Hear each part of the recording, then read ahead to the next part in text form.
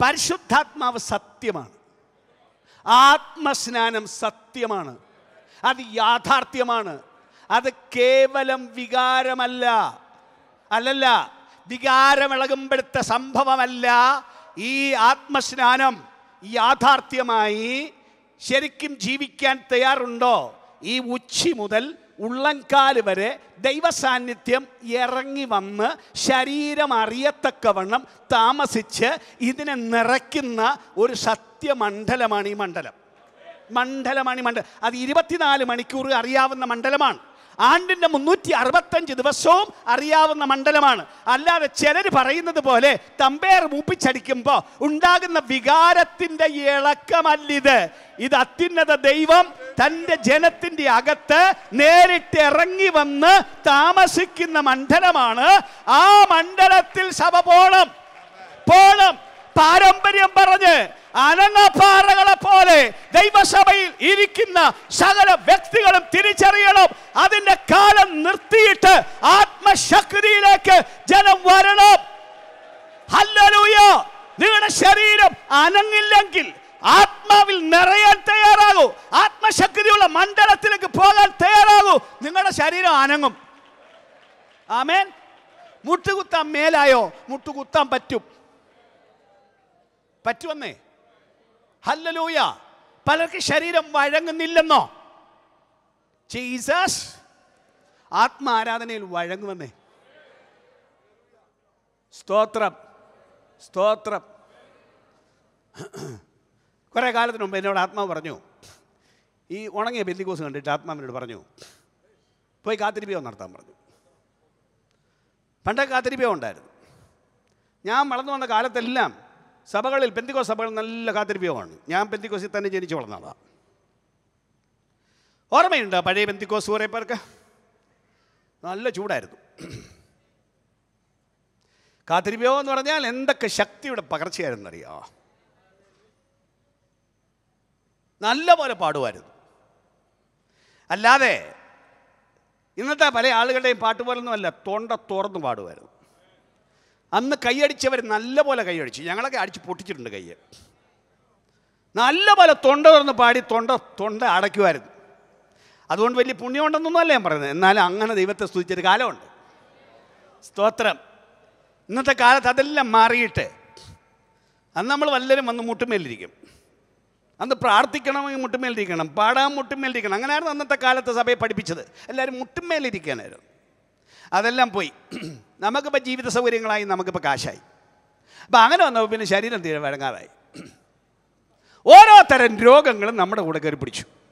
എല്ലാ ജോയിൻറ്റിനും പ്രശ്നം, മുട്ടിന് പ്രശ്നം, നടുവിന് പ്രശ്നം, അപ്പാടെ പ്രശ്നം. അപ്പം അങ്ങനെ ഒരു സ്ഥിതിയാണ് ഇന്നത്തെ സ്ഥിതി. ഞാൻ തമാശ പറയല്ല, ഞാൻ തമാശ പറയുന്ന ആളല്ല. യോഗത്തിൽ ആദ്യത്തെ കാത്തിരിപ്പിയാണ്. ഒരു ചെറുപ്പക്കാരൻ പാസ്റ്ററുടെ ഭാര്യയെ വന്ന് കസേരയിലിരുന്നു.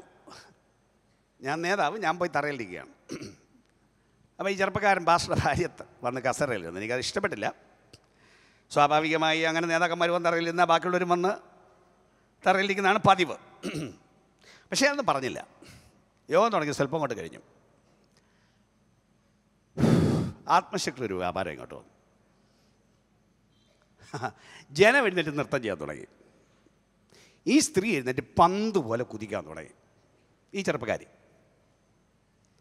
പന്ത് പോലെ കുതിച്ച് ചാടി. ആ യോഗം കഴിഞ്ഞപ്പോഴാണ് അറിയുന്നത് ഇവൾ പൊങ്ങച്ചത്തിന് പോയി കസേരയിൽ ഇരുന്നല്ല, എല്ലാ ജോയിൻസും വേദനയാണ്. വഴങ്ങത്തില്ല ശരീരം, മുട്ടിന് വേദന, ഓരോ ജോയിൻറ്റിനും വേദന. ആ ഒരൊറ്റ കുതിപ്പിൽ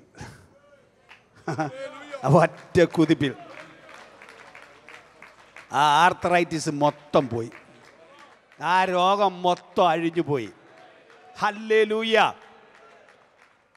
പേരിനുള്ള ആരാധന വിട്ട് ആത്മശക്തിയിൽ ആരാധിക്കാൻ ജനം വരണം.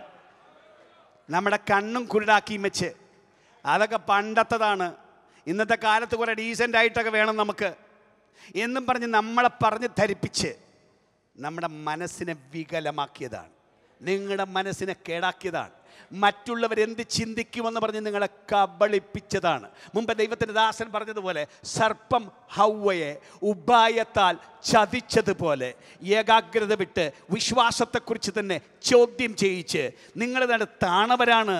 ആത്മജീവിതത്തിൻ്റെ ഇത്തരം തീവ്രത ഏതോ കുഴപ്പമാണ് എന്ന് നമ്മളെ പറഞ്ഞ് ധരിപ്പിച്ച് വെച്ചിരിക്കുന്ന ഈ ചരക്ക് വിട്ട് കളഞ്ഞും വെച്ച് ഇന്ന് രാത്രി അതിൻ്റെ ചരക്ക് എറിഞ്ഞു കളഞ്ഞും വെച്ച് പിശാചേ, എൻ്റെ ദൈവം സർവശക്തിയുള്ള ദൈവം. ബാക്കി എല്ലാവർക്കും ദൈവത്തെ ആരാധിക്കാമെങ്കിൽ, ബാക്കിയുള്ളവർക്കെല്ലാം എല്ലാവർക്കും സന്തോഷിക്കാമെങ്കിൽ, സ്തോത്രം, ഹല്ലേലൂയ,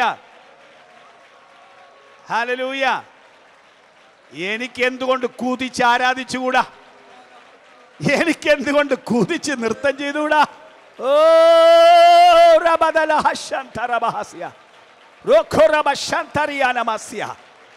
ഹല്ലേലൂയ.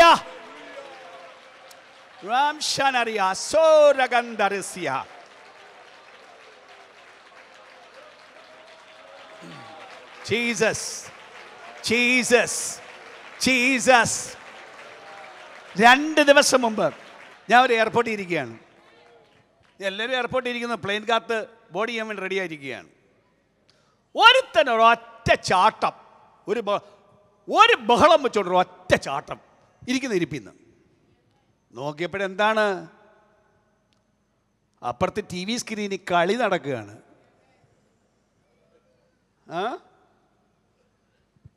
കളിക്ക് അവൻ ഉദ്ദേശിച്ചവൻ്റെ ഗോൾ അടിച്ചില്ല.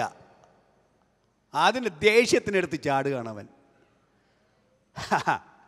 ഗോളടിച്ചുമ്പോൾ ഇരിക്കുന്നിടത്തിരുത്ത് ചാടാൻ ഇവിടുത്തെ പുരുഷന്മാർക്കറിയാമെങ്കിൽ, ഇവിടുത്തെ പഠിച്ചവനറിയാമെങ്കിൽ, ഇവിടുത്തെ ശാസ്ത്രജ്ഞൻ അറിയാമെങ്കിൽ, ആരോ എവിടോ കളിക്കുന്നത് കണ്ട് സ്ക്രീൻ സ്ക്രീൻ നോക്കിയിരുന്നുകൊണ്ട് ചാടാനും അലയ്ക്കാനും അറിയാമെങ്കിൽ, ആത്മശക്തിയുടെ വ്യാപാരം ജീവിതത്തിൽ വന്നിറങ്ങുമ്പോൾ, അയ്യോ പെന്തിക്കോസ്തുകാരെ, ആത്മശക്തി പ്രാപിച്ചവരെ, നിങ്ങൾ പിന്നെയും മടിച്ചിരിക്കുമെന്നോ, നിങ്ങൾ അനങ്ങാതിരിക്കുമെന്നോ ഇന്ന് രാത്രി എനിക്ക് ആത്മാവിൽ വിളിച്ചു പറയുവാനുള്ളത്, സഭ അതിൻ്റെ ശക്തിയിലേക്ക് മടങ്ങി വരണം.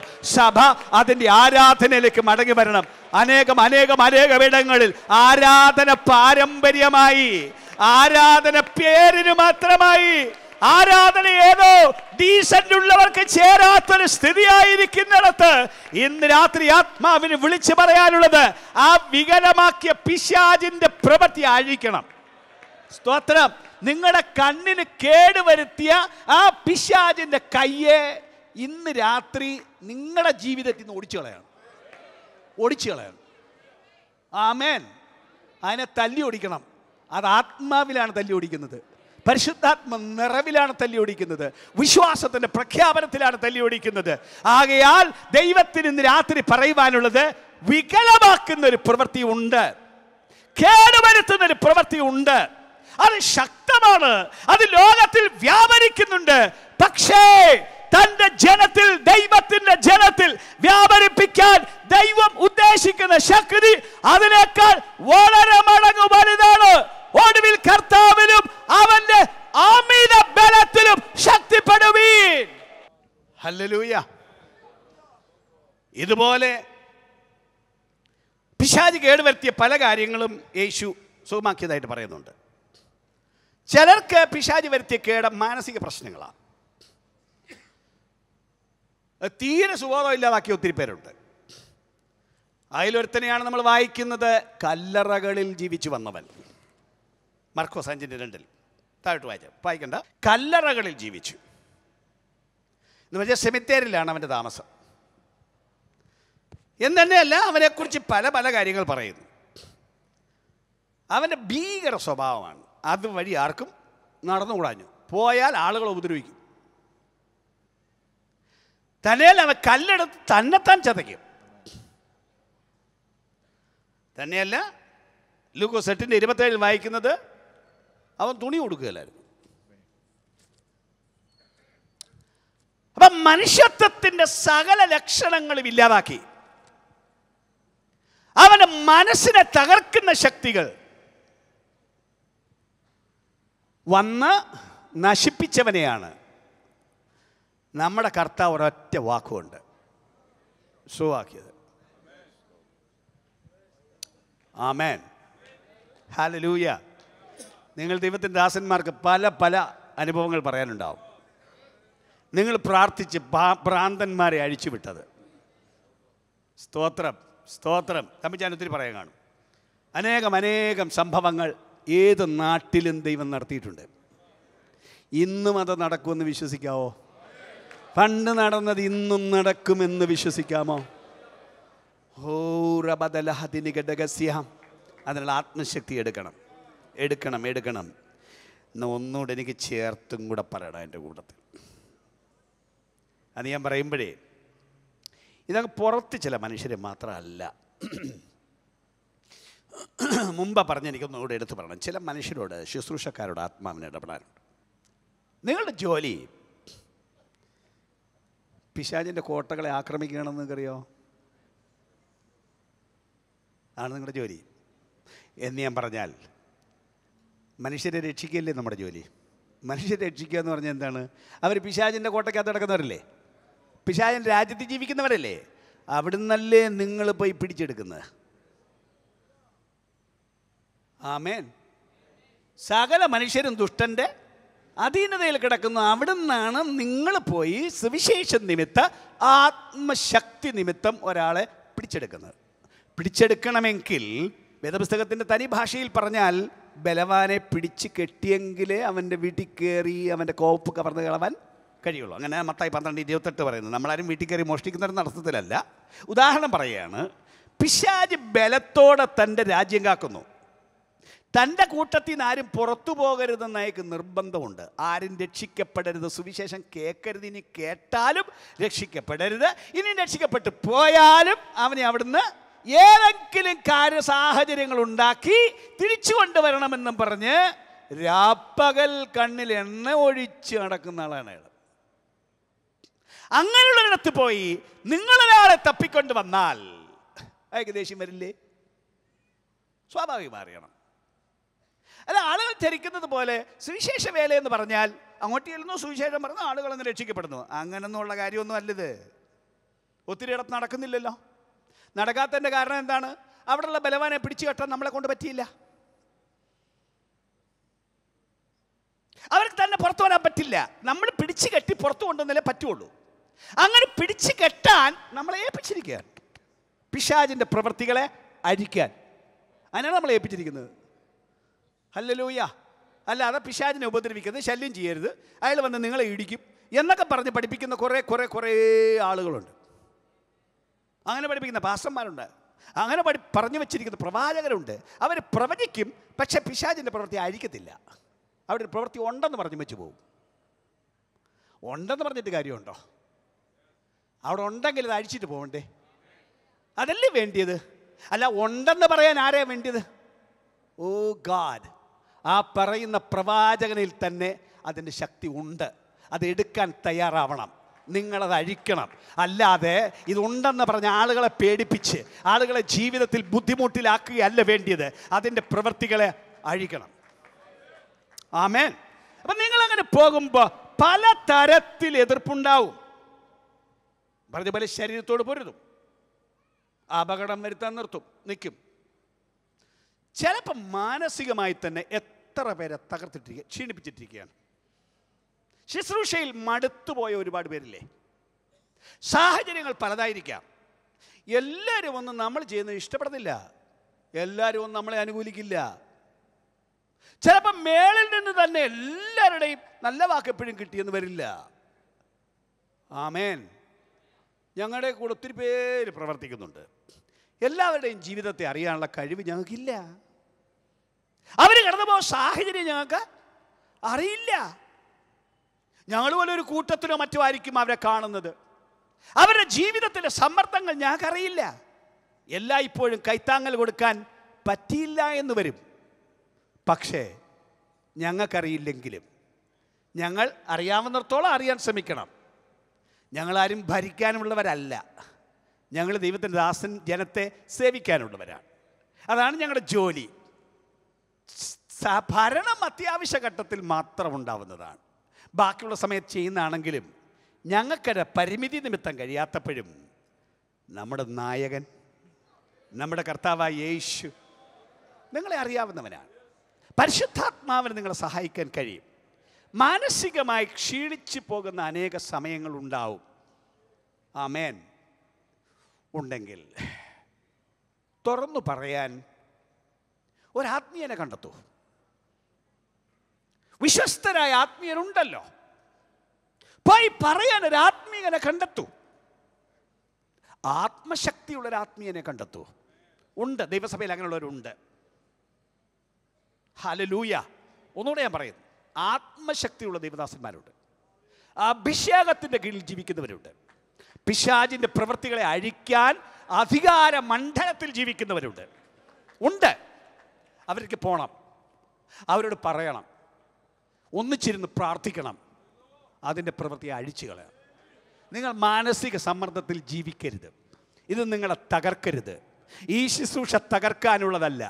ഈ ശുശ്രൂഷ പലരെയും നമ്മൾ പണിയാനുള്ളതാണ്.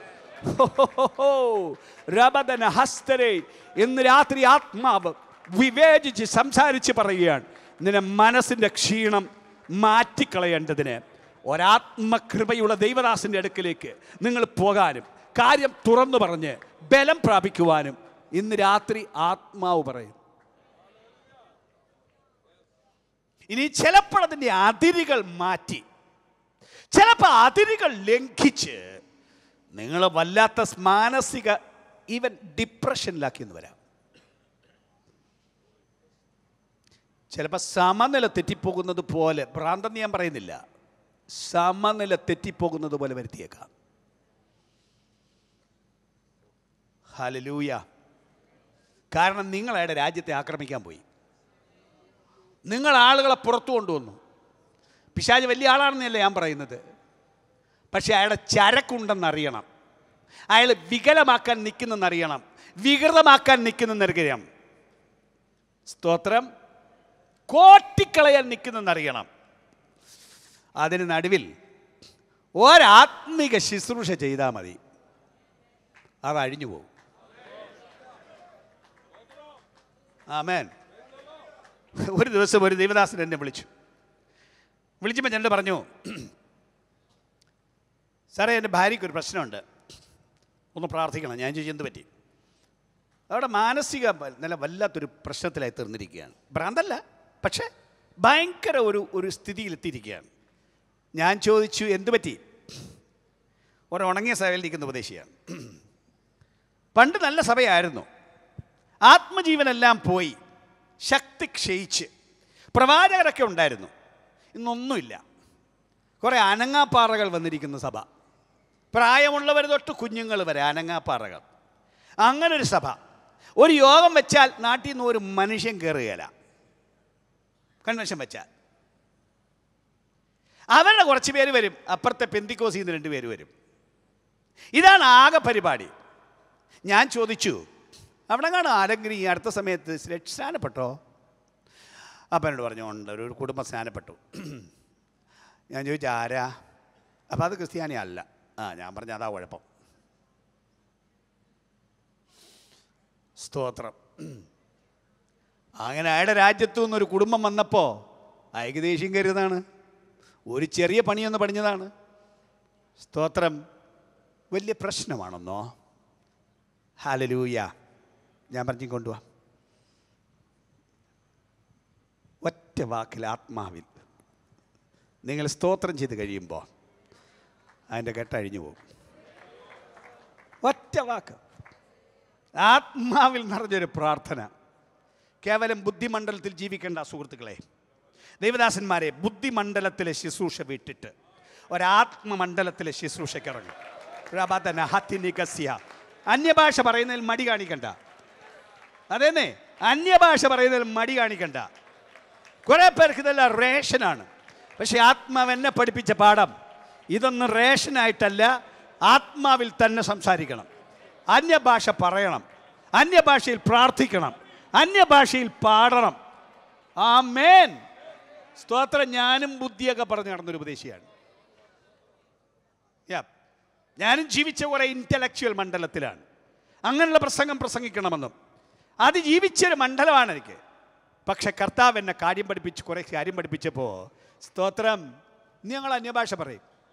ചില ദിവസം അന്യഭാഷ മാത്രമേ പറയുള്ളൂ. അതിനുവേണ്ടി പ്രത്യേക ദിവസങ്ങളുണ്ട്. സ്തോത്രം. അങ്ങനെ കുറേ യാത്രകളുണ്ട് ഇയാൾക്ക്.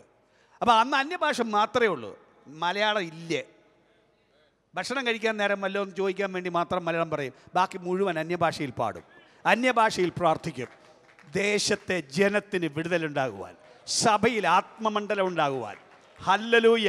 അന്യഭാഷയെക്കുറിച്ചുള്ള ലജ്ജ വിട്ടുകളഞ്ഞ് അന്യഭാഷയിൽ സംസാരിക്കാൻ ജനം തയ്യാറാകട്ടെ. ദൈവത്തിൻ്റെ ദാസന്മാർ അതിന് പ്രോത്സാഹനം കൊടുക്കട്ടെ.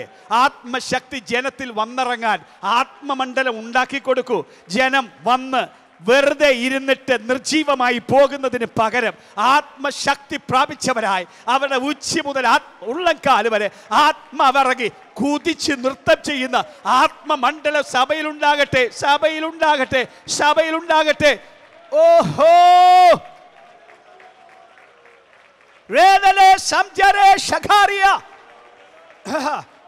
ഹല്ലേലൂയ. ഇന്ന് രാത്രി ഞാൻ വിളിച്ചു പറയണം, പല സഭകളിലെയും ശുശ്രൂഷകന്മാരുടെ മക്കൾ പോലും അവരുടെ സഭയിൽ കൂടാതെ വേറെ പലയിടത്തും ഓടിപ്പോകുന്ന ഒരു കാലമാണ് ഇന്നത്തെ കാലം. നിങ്ങളുടെ പാരമ്പര്യത്തിൽ അവർ മടുത്തു. നിങ്ങളുടെ ശക്തിയില്ലാത്ത ആരാധനയിൽ അവർ മനസ്സ് മടുത്തു. അവർക്ക് ദൈവത്തെ കാണണം. ശാസ്ത്രം പോരാ, എന്തെങ്കിലും പറഞ്ഞു പിടിപ്പിച്ചാൽ പോരാ, ദൈവശക്തിയുടെ പ്രത്യക്ഷത വേണം. അത് നിങ്ങളുടെ നടുവിൽ ഇല്ലാതെ വരുമ്പോ ഉണ്ടെന്ന് തോന്നുന്ന എവിടെയൊക്കെയോ ഓടിപ്പോകുന്ന മണ്ഡലം ഉണ്ടായപ്പോഴെങ്കിലും തിരിഞ്ഞു ചിന്തിക്കണ്ടേ? വേണ്ടേ? ഒരാത്മമണ്ഡലത്തിലേക്ക് വരണ്ടേ? ആമേൻ. ഒന്ന് ഇളകട്ടെ, ശരീരം ഒന്ന് ഇളകട്ടെ, മനസ്സൊന്ന് രൂപാന്തരപ്പെടട്ടെ. ആമേൻ. ആത്മമണ്ഡലത്തിലേക്ക് തിരിച്ചു വരാൻ ഒരു മനസ്സ് കാണിക്കൂ. പാരമ്പര്യം കൊണ്ട് ആർക്കും ഒരു ഗുണവും ഉണ്ടാവില്ല. അവർ നിങ്ങൾ രോഗികളാക്കി ഇട്ടക്കത്തേ ഉള്ളൂ, തകർച്ചയിൽ ഇട്ടക്കേ ഉള്ളൂ. അതുകൊണ്ട് ഇന്ന് രാത്രി ആത്മാവിനാലേക്ക് വിളിച്ചു പറയുവാനുള്ളത്, ഒരാത്മമണ്ഡലത്തിന്റെ ശുശ്രൂഷയിലേക്ക് വന്നാൽ അങ്ങനെ മാനസികമായ തകർച്ച വന്നതാണോ? നിങ്ങൾക്കിതിനെ അഴിക്കാൻ പറ്റും. ആവർത്തിച്ച് ഞാൻ പറഞ്ഞു, നിങ്ങളതിനെ അഴിക്കണമെന്ന് ദൈവത്തിൻ്റെ ആത്മാവ് പറയുന്നു. ഒരൊറ്റ വികലതയിലും ഇതിനകത്തിരിക്കരുത് ജനം. ഒന്നുകൂടെ ഞാൻ ദർശനത്താൽ പറയുന്നു, ഈവൻ ശരീരത്തിന് തന്നെ കോട്ടം വരുത്തി, സ്ട്രോക്ക് വരുത്തി നിന്നെ ഒതുക്കാൻ നിൽക്കുന്ന ദുഷ്ടന്റെ വ്യാപാരത്തെ ഇന്ന് രാത്രി ആത്മാവിൽ കണ്ടിട്ട് ഞാൻ വിളിച്ചു പറയുന്നു, അതിൻ്റെ ശക്തിയെ അഴിക്കാൻ പാരമ്പര്യ മണ്ഡലത്തിൽ നിന്ന്, നാമധേയ മണ്ഡലത്തിൽ നിന്ന്, കമോൺ, ആത്മമണ്ഡലത്തിൽ ജീവിക്കും. അതിൻ്റെ ഏത് ചരക്ക് വന്നാലും, എന്ത് ആസൂത്രണം ചെയ്താലും അത് കണ്ടെത്തുവാൻ കഴിയുന്നവരായി, അതിനെ തിരിച്ചറിയുവാൻ കഴിയുന്നവരായി, അതിൻ്റെ ഏത് കെട്ടുകളെയും ആത്മാവിൽ അഴിച്ചു കളവാൻ അങ്ങനെയുള്ളൊരു വ്യാപാരമാണ് ദൈവസഭയിൽ ഉണ്ടാകേണ്ടത്. നാട് കേൾക്കട്ടെ, പിശാചിന്റെ കെട്ടഴിക്കുന്നവർ ഇന്നാട്ടിൽ വന്നിരിക്കുന്നുവെന്ന് നാട് കേൾക്കട്ടെ. ദുഷ്ടന്റെ വ്യാപാരങ്ങൾ ഇല്ലാതാക്കാൻ ഉള്ള ആളുകൾ നാട്ടിൽ വന്നെത്തിയിരിക്കുന്നുവെന്ന്.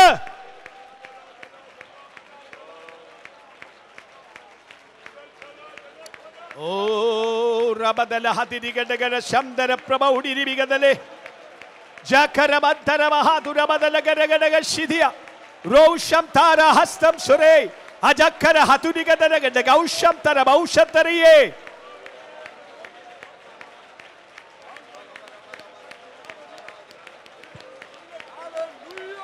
Jesus Jesus Jesus Jesus Jesus. ഇന്ന് രാത്രി പുതുക്കത്തിനൊരുങ്ങൂ. പിശാചിന്റെ പ്രവൃത്തിയെ അഴിക്കുന്ന ശുശ്രൂഷയ്ക്ക് ഒരുങ്ങൂ. പിശാചിനെ കുറിച്ച് ഭയമുണ്ടെങ്കിൽ ഇന്ന് രാത്രി അത് വിട്ടുകളയൂ. വാഴ്ചകളെയും അധികാരങ്ങളെയും നമ്മുടെ കർത്താവ് ആയുധവർഗം വെപ്പിച്ച് ക്രൂശിൽ അവരുടെ മേൽ ജയോത്സവം കൊണ്ടാടി അവരെ പരസ്യമായ കാഴ്ചയാക്കിയതാണ്.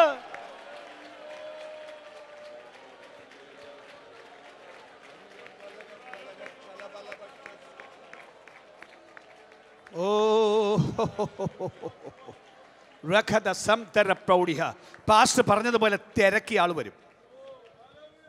ഡോക്ടറെ തിരക്കിയ ആൾ വരുന്നത് പോലെ തിരക്കിയ ആൾ വരും വരും വരും. അങ്ങനെ ഒരു കാലം എത്തിയിരിക്കുന്നു. അങ്ങനെ ഒരു ആത്മവ്യാപാരത്തിന്റെ കാലം എത്തിയിരിക്കുന്നു. പക്ഷെ ആത്മമണ്ഡലത്തിൽ ജീവിക്കുന്നിടത്തേ അതുള്ളൂ. ആത്മമണ്ഡലത്തിൽ പ്രാർത്ഥിക്കുന്നിടത്തേ അതുള്ളൂ, അല്ലാത്തടത്തുണ്ടാവില്ല.